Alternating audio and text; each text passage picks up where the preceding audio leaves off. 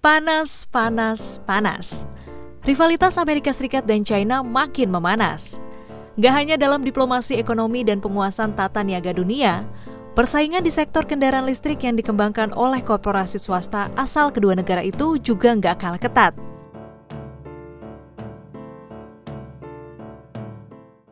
Tesla Inc., pabrikan Amerika Serikat yang dikenal sebagai produsen unggul mobil listrik global, sedang terhimpit oleh eksistensi BYD Co., produsen asal China yang perlahan mulai menggurita. Pada awal tahun, BYD mengumumkan pengiriman pada kuartal 4 2023 sekitar 526.000 kendaraan listrik, naik dari sekitar 432.000 unit yang dikirimkan pada kuartal 3 2023. Jika dibandingkan dengan Tesla, pada kuartal 3 2023, mereka mampu mengirimkan 435.000 unit mengalahkan BYD.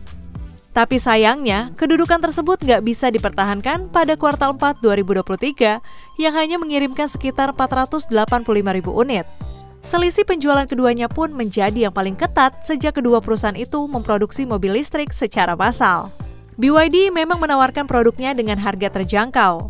Inilah yang membantu laju kinerja BYD. Kendaraannya rata-rata dijual dengan harga di bawah 30.000 US dollar.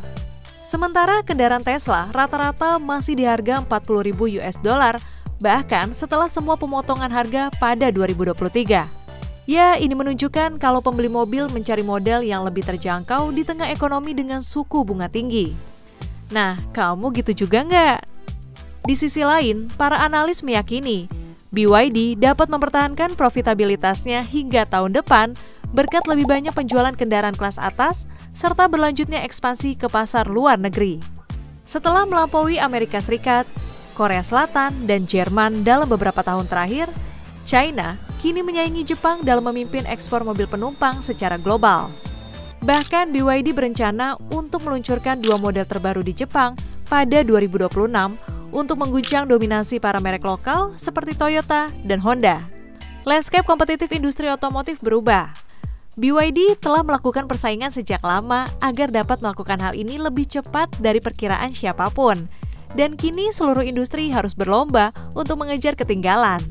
Ujar Bridget McCarthy, Kepala Operasi China untuk hedge fund Snowball Capital yang berbasis di Shenzhen. Kontradiktif dengan BYD yang banjir buayan, Tesla justru memangkas ekspektasi pertumbuhan penjualan kendaraan listriknya. Loh kok? Kenapa? Ya karena kenaikan suku bunga acuan di Amerika Serikat. Jadi, CEO Tesla Elon Musk mengkambing hitamkan suku bunga yang membuat tingginya pembiayaan. Alhasil masyarakat pun enggan untuk membeli mobil. Apalagi Tesla terbebani oleh mahalnya biaya tenaga kerja sehingga dikhawatirkan sulit untuk menghasilkan margin yang ideal. Meski begitu, Tesla punya pasar baru, Asia Tenggara, yang merupakan salah satu pasar kendaraan listrik terbesar dalam beberapa tahun terakhir, menjadi sasaran prioritas Tesla untuk mengembangkan bisnis. Kita mulai dari Malaysia.